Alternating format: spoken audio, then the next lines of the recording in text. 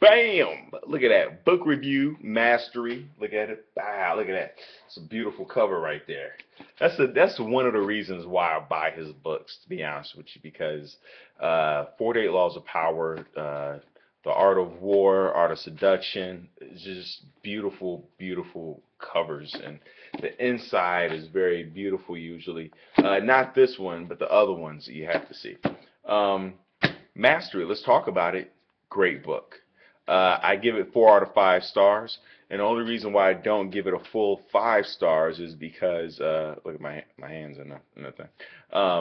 Is because it gets a little slow towards the end, but I recommend it for anybody to read, no matter what level you are in your career, in your life, especially if you're young, because he emphasizes in terms of mastering something the importance of apprenticeship and mentorship. And I think we've lost a lot of that where people kind of want to be successful today or they want to be good at something, right? I mean, I know I am. Like, I've been trying to learn to play guitar for like a year, and I pick it up for like 10 seconds a day, and I'm like, why aren't I good at this by now?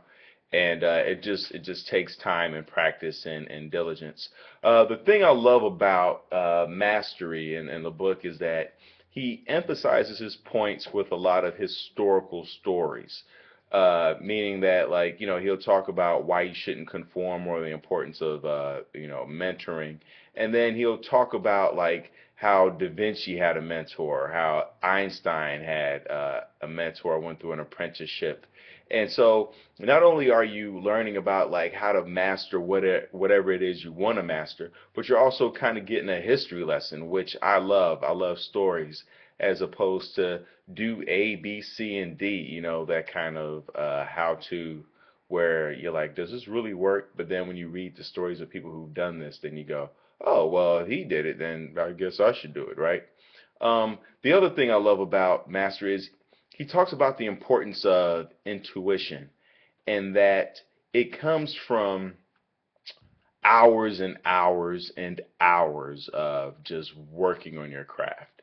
I think a lot of times when we think of somebody who's a genius, when we look at like the Einsteins or even a Kobe Bryant who's like a great basketball player, we go, man, that guy is just a gifted athlete. But what we often fail to realize is how much work they put into to getting there and then getting better. Like they just continually stay hungry. And so those moments where athletes or academics get in their zone, it's only because they put in hours and hours and days and weeks and months and years of working on their craft to where they can be in a zone for just a little bit, just a few seconds, right? Or a few minutes or a quarter or maybe an entire game, right? But, of course, not every game they reach the zone, but because they work so hard at it, they get in their zone faster and quicker than people who don't really work at it. So, just he talks about the 10,000 hours that you need to really master something. And he just kind of takes you from beginning to end. The other thing I really love about mastery is that he also emphasizes the importance of developing social skills and how to navigate social circuits, whether it's dealing with your boss or dealing with clients or even in stuff that you can even apply to your relationships. Um, just some really great important points in there. So if you're trying to like learn or master something, which we all should be, because that's what gets us out of bed every morning, is having that purpose. We have to. Oh, the other thing I love about the book, and because like I'm just doing this off the top, is that he talks about boredom and like a lot of the work is boring, and if you really want to master something, you really have to become comfortable with being bored. Like there's a lot of tedium. There's just a like Kobe Bryant shoots 1,000 shots, and that's not exciting. That's not fun.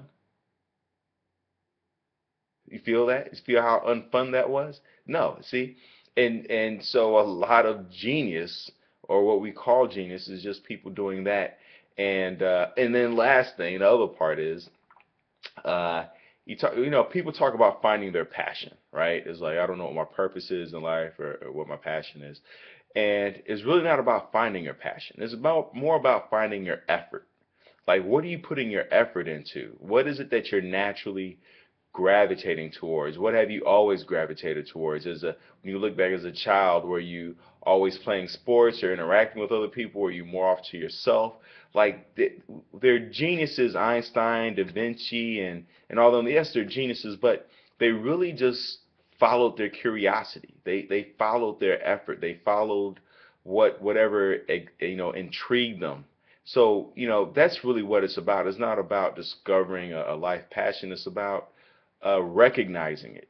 That's really, yeah, recognize. I like that, recognizing it, because it's already there in front of you, and then you just have to be willing to build on top of it and hone it, right?